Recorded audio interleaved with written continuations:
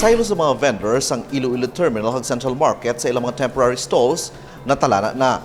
Ginkalipay ni Mayor Jerry Treñas ang padayon ng pagsaka sa koleksyon sa mga merkado publiko sa syudad. Sunod sa alkalde, maayo ang ginuubra sang local economic enterprise bangod sang mataas ng koleksyon. Gani wala sang dapat kabalak-an ang mga vendors bangod Iloilo City Government ang magadumala sang Iloilo Terminal hag Central Market sa oras nga matapos ang pagkaayo sa mga moderno nga merkado. May kaugalingon nga parking area, water facility treatment plant, kag drainage system ang tukuron nga mga merkado. Ang pagkaayos ng duwa ka merkado nagakaangay bangod sang pagsanyog sa ibang nga distrito sang syudad, gana importante nga madala ang kauswagan sa mga merkado. Malapit na nga matapos ang mga temporary stalls nga pagkasayloan sa mga vendors sa Iloilo Terminal hag Central Market.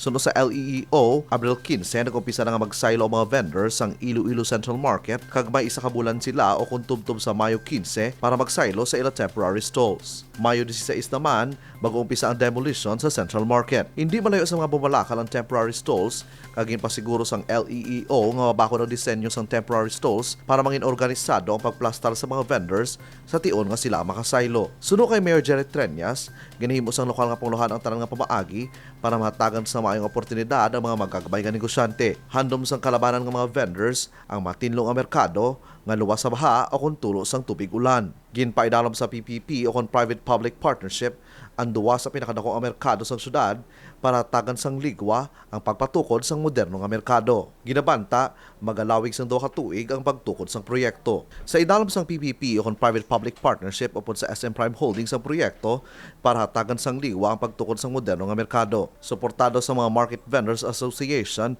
ang redevelopment sang Iloilo Terminal hag Central Market bangon ang pag-level up sa mga merkado, ang makabulig sa pag-level up man sa mga ordinaryo nga mga manugbaligya. Kevin Patrick Casipe para sa Level Up Patrol.